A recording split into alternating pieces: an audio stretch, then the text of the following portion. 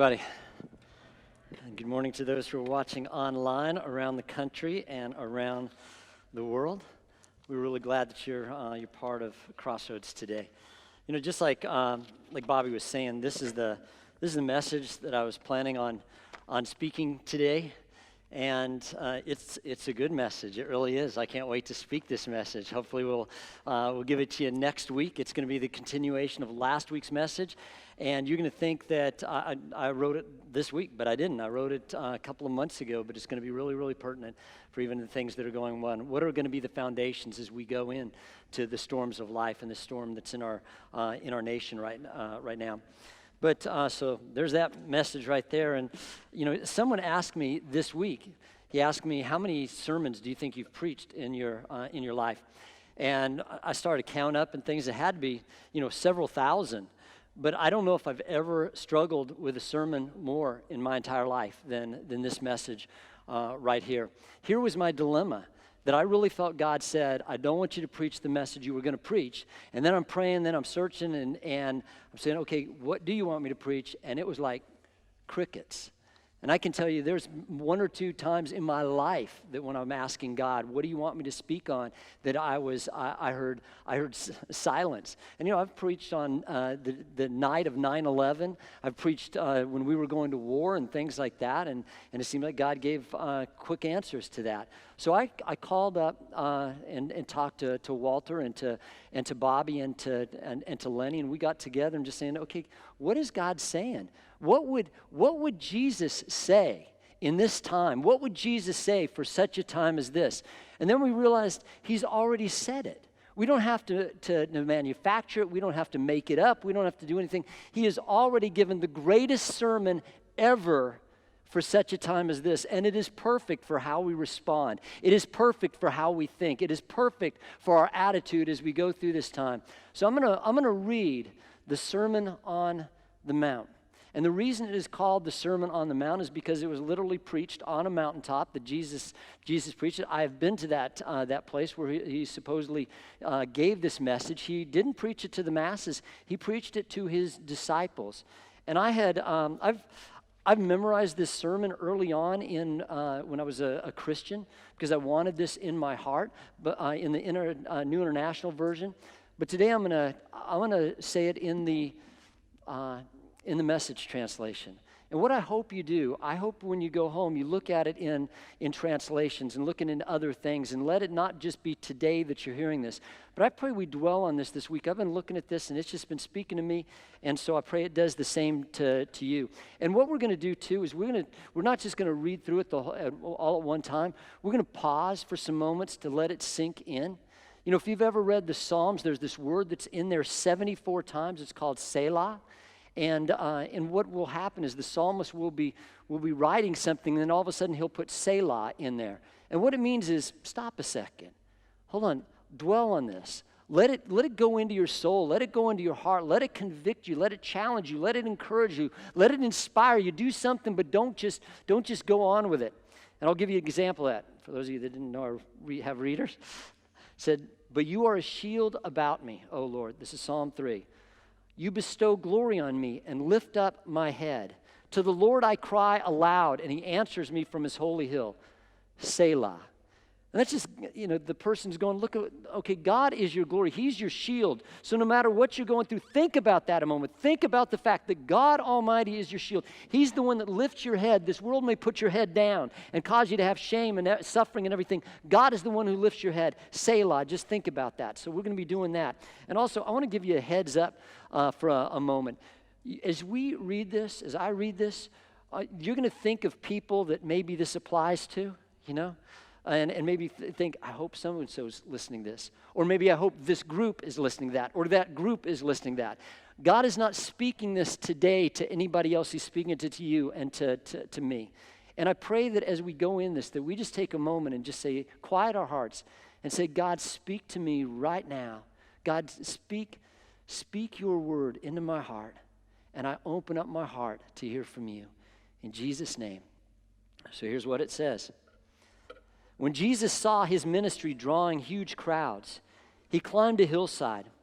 Those who were apprenticed to him, the committed, climbed with him. Arriving at a quiet place, he sat down and taught his climbing companions. And this is what he said: "You're blessed when you're at the end of your rope. With less of you, there's more of God and his rule.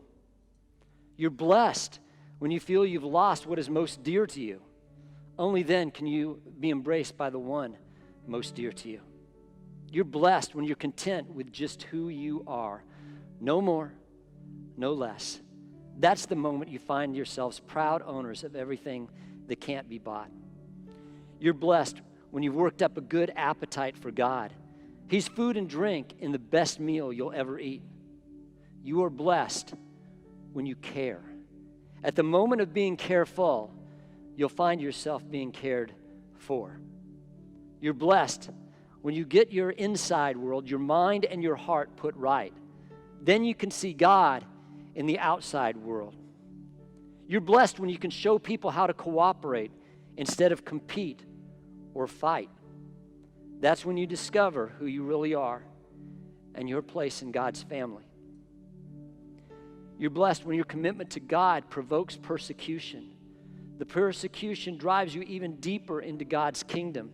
Not only that, count yourselves blessed every time people put you down or throw you out or speak lies about you to discredit me. What it means is that the truth is too close for comfort and they're uncomfortable.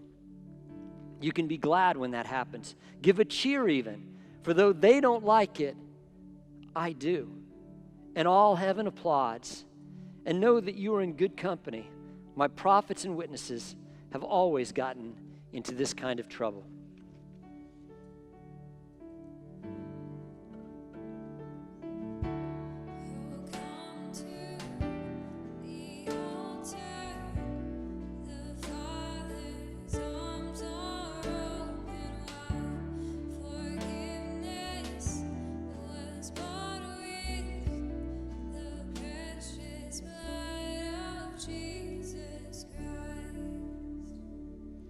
Let me tell you why you are here.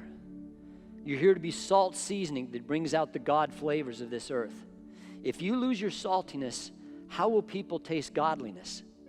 You've lost your youthfulness and will end up in the garbage. Here's another way to put it.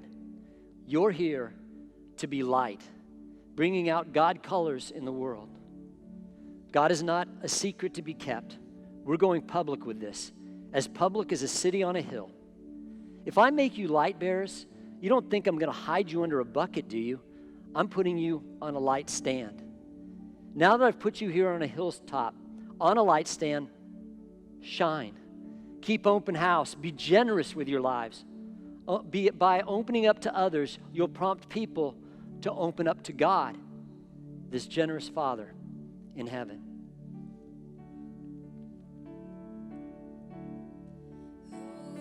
Savior, isn't he wonderful? Sing hallelujah, Christ is risen. Bow down before him, for he is Lord of all. Sing hallelujah, Christ is risen. Don't suppose for a moment that I've come to demolish the scriptures, either God's law or the prophets. I'm not here to demolish, but to complete. I'm going to put it all together, pull it all together in a vast panorama.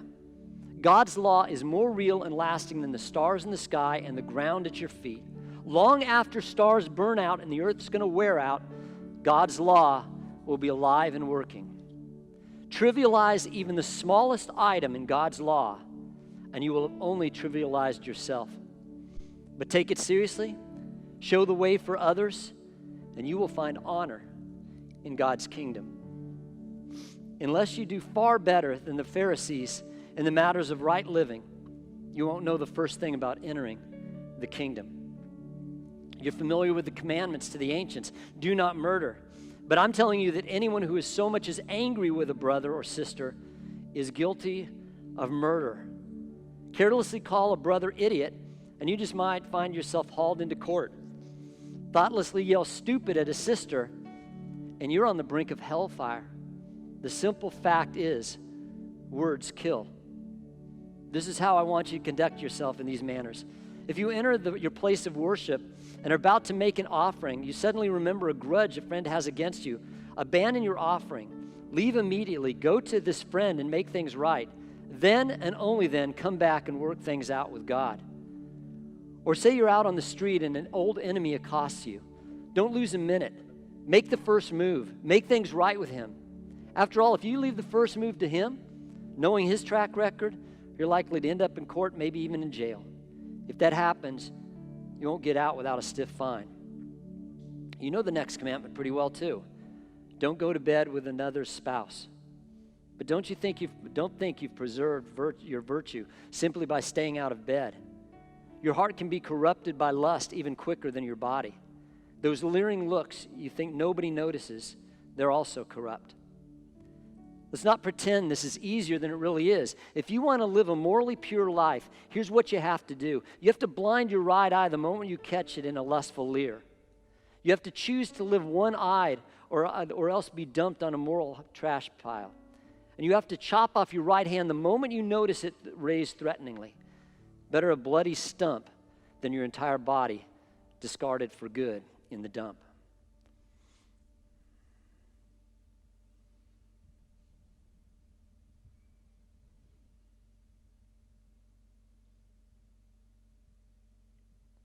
Remember the scripture that says, whoever divorces his wife, let him do it legally, giving her divorce papers and her legal rights. Too many of you are using that as a cover for selfishness and whim, pretending to be righteous just because you are legal. Please, no more pretending. If you divorce your wife or your husband, you're responsible for making him or her an adulteress, unless she has already made herself that by sexual promiscuity. And if you married such a divorced adulteress, you're automatically an adulterer yourself. You can't use legal cover to mask a moral failure. And don't say anything you don't mean. This counsel is embedded deep in our traditions. You only make things worse when you lay down a smokescreen of pious talk saying, I'll pray for you, and never doing it. Or saying, God be with you, and not meaning it.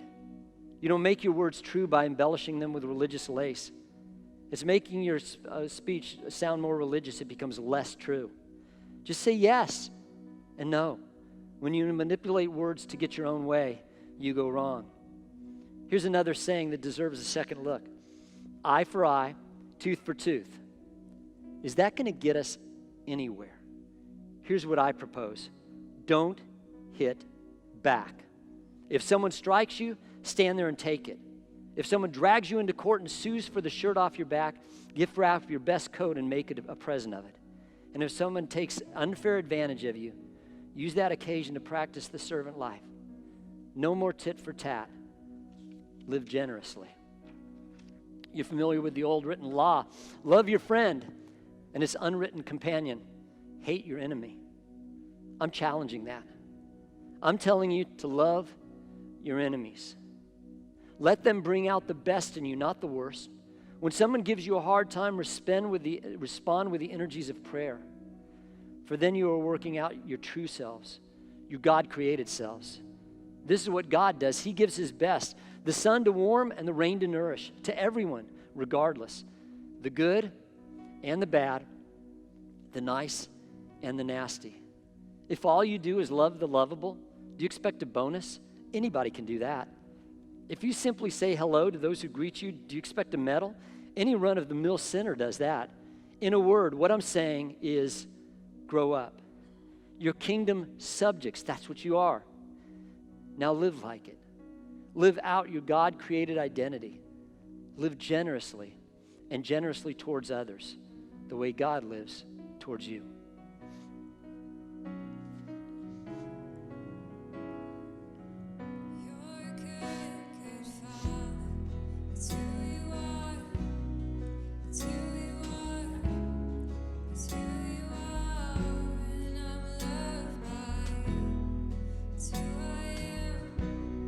It's who I am.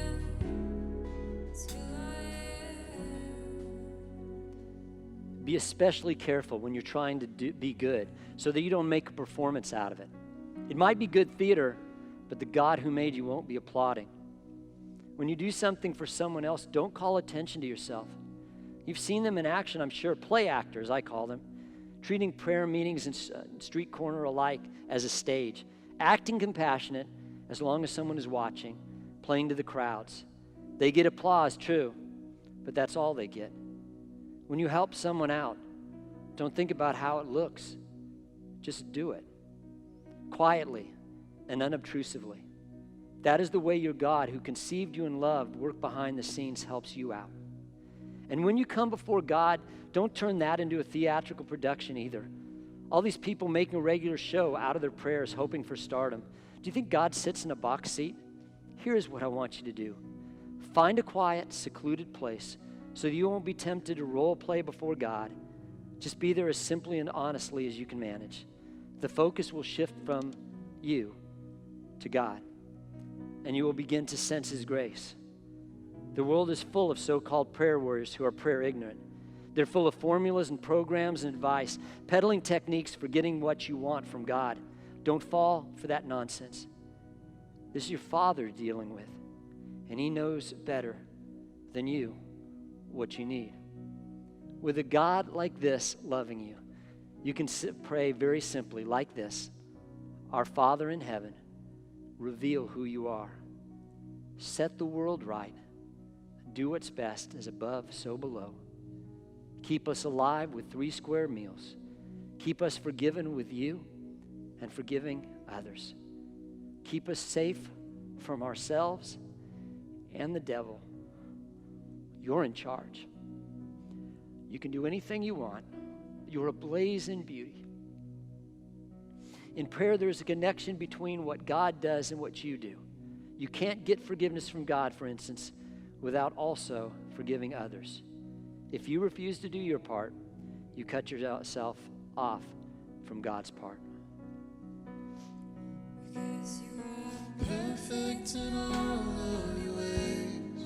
You are perfect in all of your ways. You are perfect in all of your ways to us. Because you are perfect in all of your ways. You are perfect in all of your ways. You are perfect in all of your ways to us. When you practice some appetite-denying discipline to better concentrate on God, don't make a production out of it. It might turn you into a small-time celebrity, but it won't make you a saint. If you go into training inwardly, act normal outwardly. Shampoo and comb your hair, brush your teeth, wash your face. God doesn't require attention-getting devices. He won't overlook what you're doing. He'll reward you well. Don't hoard treasure down here where it gets eaten by moths and corroded by rust, or worse, stolen by burglars. Stockpile treasure in heaven where it's safe from moth and rust and burglars. It's obvious, isn't it? The place where your treasure is the place you will most want to be and where you end up going. Your eyes are windows into your body. If you open your eyes wide in wonder and belief, your body fills up with light. If you live squinty-eyed in greed and distrust, your body is a dank cellar. If you pull the blinds on your windows, what a dark life you have. You can't worship 2 gods at once. Loving one God, you'll end up hating the other. Adoration to one feeds contempt for the other. You can't worship God and money both.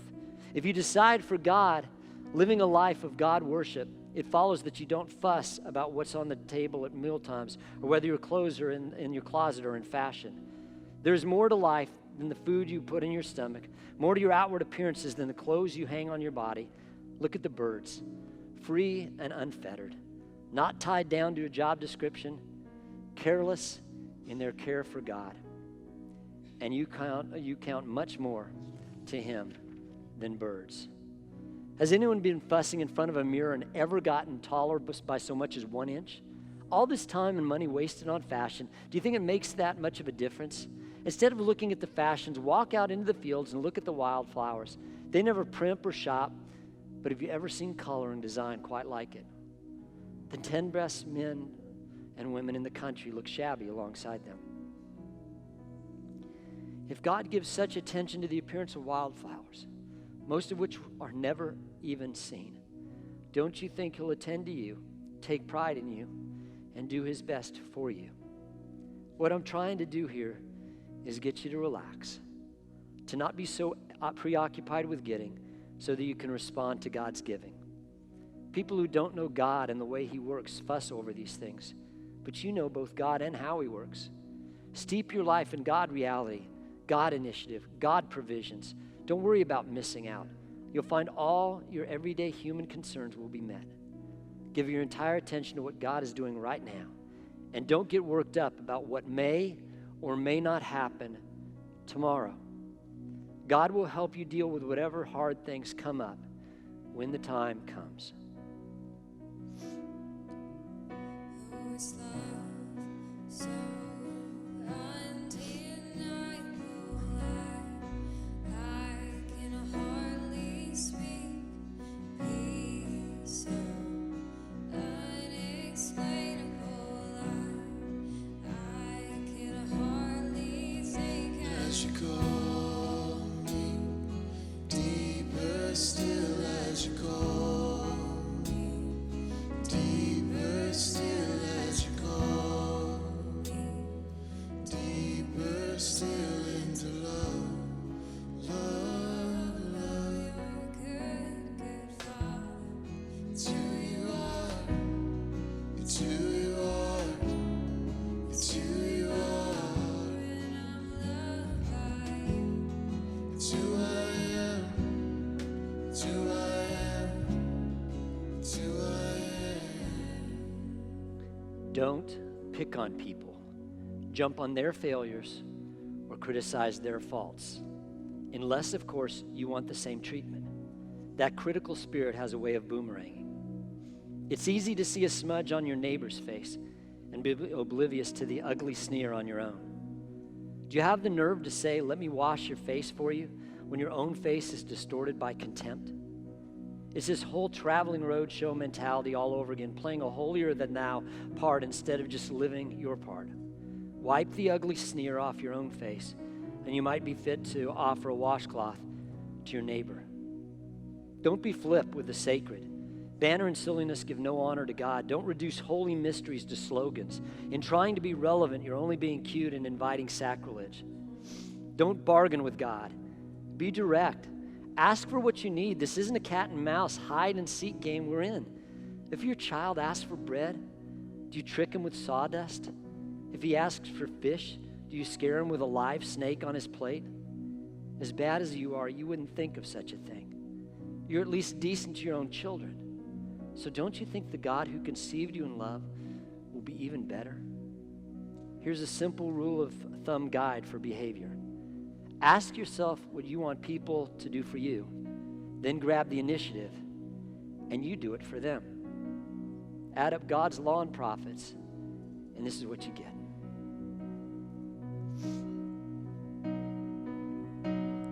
And I've seen many searching for answers, far and wide, but I know we're all searching for answers. Only you provide, 'cause you know just what we need before we say a word. You're good, good Father. It's who you are. It's who you are. It's who you are, and I'm loved by you. It's who I am. It's who I am. It's who I am. Don't look for shortcuts to God. The market is flooded with surefire, easygoing formulas for a successful life that can be practiced in your spare time. Don't fall for that stuff, even though crowds of people do. The way to life, to God, is vigorous and requires total attention. Be wary of false preachers who smile a lot, dripping with practiced sincerity. Chances are they were out to rip you off in some way or another. Don't be impressed with charisma. Look for character. Who preachers are is the main thing, not what they say. A genuine leader will never exploit your emotions or your pocketbook.